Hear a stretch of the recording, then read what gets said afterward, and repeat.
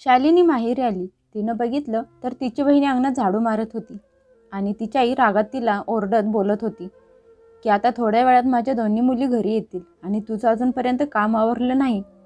तू खूप कामचोर झाली आहेस. माझ्या दोन्ही मुली बघ किती पटपट काम करतात, त्यांच्यासमोर तू काहीच नाहीस. शालिनीला हे ऐकून खूप वाईट वाटलं, कारण तिच्या बहिणीला घरी आलेल्याला अजून 1.5 महिनाच झाला होता आणि तिची आई तिच्यासोबत अशी वागत होती. शालिनी घरात आली.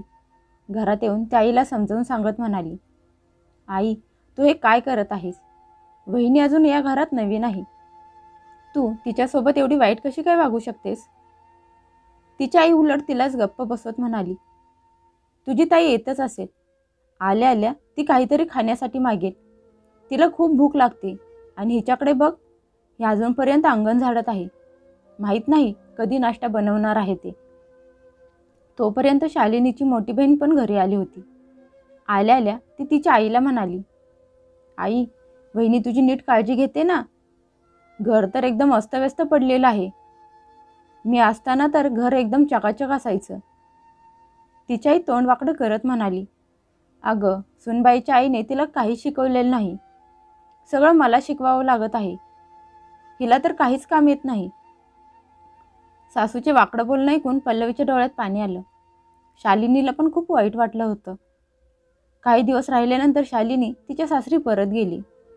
पण जोपर्यंत तिच्या घरी माहेरी होती, अधूनमधून ती तिच्या आईला समजावत होती की वहिनीसोबत प्रेमाने वागत जा.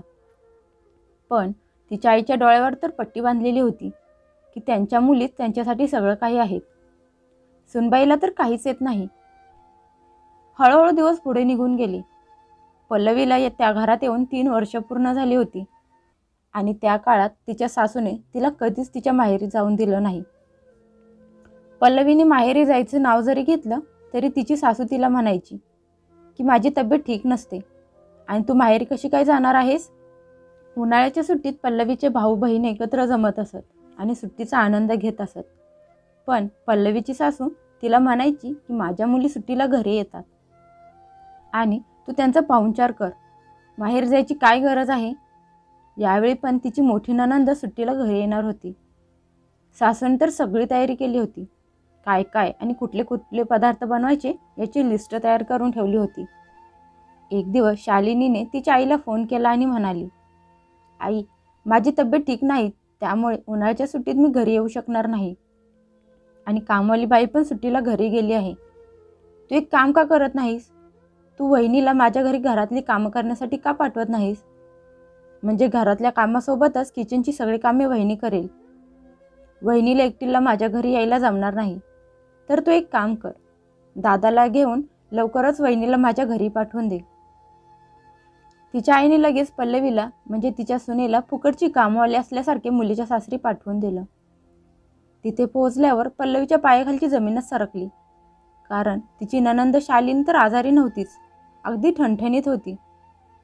उलट तिथे तर नणंद आणि तिचा नवरा बाहेर फिरायला जायचं प्लॅनिंग करत होते. पल्लवी हैराण होऊन म्हणाली, ताई, तुम्ही तर एकदम ठीक आहात, आजारी नाहीत? पल्लवीचं बोलणं ऐकून शालिनी म्हणाली, नाही ग वहिनी, मी आजारी नाही. दादा आणि तुला एकत्र कधीच वेळ घालवायला मिळत नाही आणि आई तर तुला सारखी टोमणे मारत असते की तुला काहीच येत नाही, तू काहीच करत नाहीस. यावेळी पण तिने तुला माहेरी जाऊन दिलं नाही, कारण ताई घरी येणार आहे. त्यामुळे मीच विचार केला की मी काहीतरी कारण काढून तुला माझ्या घरी बोलवून घेते आणि मग बघते की तिथे काय काय होतं ते. पल्लवी म्हणाली, पण ताई, हे सगळं चुकीचं आहे ना? वहिनीचं निरागस बोलणं ऐकून शालिनी म्हणाली, नाही वहिनी, सगळं ठीक आहे, तू काळजी करू नकोस. जर कुठली सासू सुनेची कदर करत नसेल, तिला मान सन्मान देत नसेल, तर तिला पण हे समजायलाच हवं ना की सुनेने किती सहजपणे सगळं सांभाळून घेतलं आहे आणि तुझी किंमत तिला कळायलाच हवी ना. जर तू तिथे नसशील तर कदाचित आईला तुझी कमतरता भासेल आणि हे कळेल की सून तिच्यासाठी किती महत्त्वाची आहे. आणि दादा, तू वहिनीला तिच्या माहेरी घेऊन जा. मी पण माझ्या नवऱ्यासोबत फिरायला जाणार आहे. हे काही दिवस तुम्ही तुमच्या मर्जीने तुमच्या पद्धतीने जगा, एन्जॉय करा आणि हो, घरी सांगायची गरज नाही की तू वहिनीला तिच्या माहेरी घेऊन गेला आहेस ते. वहिनी, तू पण तुझ्या माहेरच्या लोकांना सांग की तुझ्या घरी फोन करून सांगायची गरज नाही. फक्त काही दिवसांचाच प्रश्न आहे. बघूया आईला वहिनीची किंमत कळते का नाही. ती प्रत्येक वेळी तिच्या मुलीचे गुणगान करत असते. पण तिला कळायलाच हवं की म्हातारपणी मुली नाही तर सूनच उपयोगी पडते. मुली तर त्यांच्या स्वतःचा संसार सांभाळत असतात. नंदेचं प्रेमाचं बोलणं ऐकून पल्लवीचे डोळे पाण्याने भरून आले. तिची नणंद तिचा किती विचार करते. पल्लवीचा नवरा अमित पण म्हणाला, ताई तू खूप चांगली आहेस. तू माझ्या बायकोचा एवढा विचार करत आहेस. आईच्या समोर काही बोलायला गेलं तर ती मलाच गप्प करत असते आणि म्हणत असते की आत्ताच बायकोच्या पदराखालचं मांजर बनला आहेस. मग म्हातारपणी माझी काय काळजी घेशील. नंदेच्या प्लॅनिंगनुसार पल्लवी तिच्या माहेरी गेली. माहेरची सगळे लोक तिला बघून खूप खुश झाले, कारण लग्नानंतर 3 वर्षांनी ती पहिल्यांदा माहेरी आली होती. अमित पण त्यांच्या सासरी राहत होता. त्याला पण खूप छान वाटत होतं. इकडे पल्लवीची सासू खूप त्रासात होती. मोठी मुलगी तिच्या मुलांना घेऊन तिच्या माहेरी सुट्टीसाठी आली होती. पण ती घरातल्या आणि किचनमधल्या कुठल्याही कामात मदत करत नव्हती. पल्लवीच्या सासूला गुडघेदुखीने बेजार करून ठेवलं होतं. एकटीला काम होत नव्हतं, म्हणून त्यांनी त्यांच्या मुलीला जेवण करण्यासाठी मदत मागितली. तर ती तिच्या आईला म्हणाली, तुला वहिनीला शालिनीच्या घरी पाठवायची काय गरज होती. तुला माहीत होतं ना मी येणार आहे ते. तेव्हा तिची आई तिला म्हणाली, पल्लवी तर तुझ्या सेवेत सारखीच हजर असते. यावेळी शालिनीची तब्येत ठीक नव्हती. ती इकडे येऊ शकली नसती, म्हणून मी सुनबाईला तिच्या सासरी तिची मदत करायला, काळजी घ्यायला पाठवलं. तू तर घरातली मोठी मुलगी आहेस ना, मग घरातली कामं करायला थोडे दिवस माझी मदत नाही करू शकत का. तुझ्या बहिणीला पल्लवीची जास्त गरज आहे, त्यामुळे मी काही करू शकत नाही. सविताला पण खूप वाईट वाटलं. 1-2 दिवस जेवण करण्यासाठी तिने तिच्या आईला मदत केली. मग म्हणायला लागली की आई, आम्ही बाहेर फिरायला जाणार होतो, पण मधूनच तुझी आठवण आली म्हणून तुला 2-4 दिवस भेटायला आले. आता मी माझ्या घरी परत जाते. तू जेवढ्या लवकर होईल तेवढे वहिनीला बोलवून घे. एकटी कधीपर्यंत तू करणार आहेस. असं म्हणत ती तिच्या मुलांना घेऊन तिच्या घरी परत गेली. मुलीचं वागणं बघून पल्लवीची सासू शॉक झाली. त्या विचार करायला लागल्या की सुनबाई घरी असताना मी मुली माहेरी आल्यानंतर दिवस रात्र त्यांचा पाहुणचार, त्यांना काय हवं नको ते बघायला सांगत असायचे. यावेळी सुनबाई घरी नाही तर माझी मुलगी किती लवकर तिच्या घरी परत गेली. तिला हे पण दिसलं नाही की तिच्या आई किती त्रासात आहे ते. एकटी कशी बनवणार, कशी खाणार, कशी राहणार. त्या उदास होऊन त्यांच्या नवऱ्याच्या शेजारी येऊन बसल्या. मग काय, त्यांच्या नवऱ्याला पण त्यांना टोमणा मारत म्हणाला की काय झालं मालकीनबाई, तुमची मुलगी तुमची काळजी घ्यायला नाही थांबली वाटतं. तिला तुझ्या तब्येतीपेक्षा फिरायला जायचं खूप महत्त्वाचं आहे वाटतं. सुनबाईला तर तू लग्न झाल्यानंतर माहेरी जाऊ दिलं नाहीस, कारण ती गेल्यानंतर घर कोण सांभाळणार. आणि मुलीला तू 4 दिवस अजून नाही थांबू शकलीस. पल्लवीची सासू काय बोलणार. आज त्यांची बोलतीच बंद झाली होती. त्या खूप दुःखी होत्या. त्यांच्या मुलीला त्यांचा दुःख त्रास दिसला नाही. उलट मुलगी घरी आल्यानंतर प्रत्येक वेळी सगळं घर डोक्यावर घेत असायच्या आणि सुनेला 1 मिनिट पण श्वास घेऊन द्यायच्या नाहीत.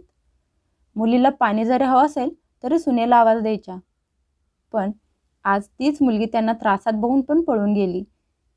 आता त्यांना जाणीव झाली होती की सुनबाई त्यांच्या सेवेत दिवस रात्र एका पायावर उभी असायची, तरी पण त्याने तिची कधीच कदर केली नाही. त्यांचा नवरा काळजीत म्हणाला, अजून पण काही बिघडलेलं नाही, पण हळूहळू तुझी तब्येत अजूनच बिघडत जाणार आहे. जर सुनबाईशी अशीच कडू बोलत राहिलीस, असंच वागत राहिलीस, तर असं पण होऊ शकतं ना की सुनबाई तुझी काळजी घ्यायला, सेवा करायला नकार देईल. तेव्हा तू काय करशील. या मुली तर आपापल्या संसारात रमल्या आहेत, फक्त सुट्टीत येतात. पण तुला तर कायमच सुनबाईसोबत राहायचं आहे, तरी पण तू सुनबाईशी किती वाईट वागतेस. पल्लवीची सासू आता एकटीच घरातली सगळी कामं करत होती. तेव्हा त्यांना कळायला लागलं होतं की सुनबाई एकटी सगळी कामं कशी करत असेल आणि वरून अजून त्यांच्या शिव्या टोमणे पण ऐकत होती. तरी पण तोंडातून एक शब्द पण काढत नव्हती. अशा अवस्थेत जर मी राहिले असते तर कधीची सासर सोडून पळून गेले असते. मुलगा पण बायकोचा त्रास बघून त्यांना काहीच बोलू शकत नव्हता. त्यांनी लगेच मुलाला अमितला फोन केला आणि म्हणाल्या, अमित, शालिनीची तब्येत आता कशी आहे? चांगली झाली असेल तर तुम्ही लोक घरी परत या. मला एकटीला करमत नाही. सासूचा फोन आल्यावर पल्लवी अस्वस्थ झाली. ती नवऱ्याला म्हणाली, तशीही आईंची तब्येत ठीक नसते. एकटीला सगळं करायला लागत आहे. आपल्याला आता येऊन आठवडा होऊन गेला आहे. आपण घरी परत जाऊया. मी सगळ्यांना भेटले. मला अजून काय हवं आहे? बायकोचं बोलणं ऐकून अमित आनंदी झाला की त्याच्या बायकोला त्याच्या आईची किती काळजी आहे. तो त्याच दिवशी घरी परत आला. काही दिवसातच आईचा चेहरा पूर्णपणे उतरला होता. अमित आल्या आल्या आईला म्हणाला, आई, तुझी तब्येत कशी आहे? त्याच्या आईत म्हणाली, आता उतार वयात तब्येतीत उतार चढाव तर होतच राहणार ना. पण तुम्ही आलात ना, आता मला बरं वाटत आहे. आल्या आल्या सुनबाई किचनमध्ये जायला लागली तर तिची सासू तिला म्हणाली, सुनबाई, तू आत्ताच प्रवासाने थकून आली आहेस. थांब, मी तुझ्यासाठी चहा बनवून घेऊन येते. सासूचं बोलणं ऐकून पल्लवी आणि अमित हैराण होऊन त्यांच्या तोंडाकडे बघायला लागले. तेव्हा तिची सासू तिला म्हणाली, अगं सुनबाई, एवढे दिवस किचन तर मीच बघत होते ना, मग अजून एक वेळचं जेवण तर बनवू शकते ना. पण पल्लवीने सासूचं ऐकलं नाही आणि म्हणाली, आई, असं पण तुमचे गुडघे तर दुखत असतात ना, तुम्ही आराम करा. जेवणाचं मी बघते. शेवटी मी कशासाठी आहे? पण त्यांनी सुनेला किचनमध्ये एकटीला सोडलं नाही. त्या किचनमध्ये आल्या आणि सुनेशी गप्पा मारत तिला जेवण करण्यात मदत करायला लागल्या. पल्लवी सासूचा बदललेला स्वभाव बघून हैराण होती आणि मनातल्या मनात नंदेचे आभार मानत होती. रात्री जेवणानंतर तिने नंदेला फोन केला आणि घडलेली हकीकत सांगितली आणि म्हणाली, आता मला असं वाटत आहे की आई माझ्यासोबत प्रेमाने राहतील. वहिनीचं बोलणं ऐकून शालिनी म्हणाली, वहिनी, आईचा स्वभाव बदलणं खूप गरजेचं होतं. तिला पण सत्य दाखवणं गरजेचं होतं की एका काळानंतर सून कामी येते. मुली तर परक्या झालेल्या असतात, कधीतरी येतात, पण सूनच असते जी दिवसरात्र बरोबर असते आणि प्रत्येक सुखदुःखात साथ देते.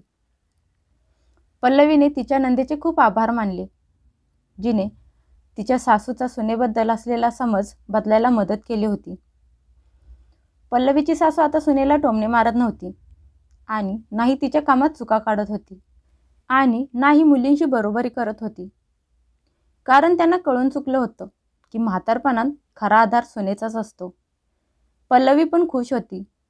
आता तिची सासू तिच्यासोबत प्रेमाने वागत होती, मिळून मिसळून राहत होती. खरंच सगळ्या नंदा शालिनीसारख्या समजदार असायला हव्यात आणि त्यांना सासू सुनेत भांडण लावण्याऐवजी त्या दोघींचं नातं कसं घट्ट होईल ते बघायला हवं. त्यांच्या नात्यात गोडवा आणण्याचं काम करायला हवं. आईला सुनेबद्दल भडकवून माहेरावर राज्य करणारी नणंद हे विसरून जाते की पुढे जाऊन आईच्या नंतर त्यांचं माहेर ही त्यांची वहिनीच असते.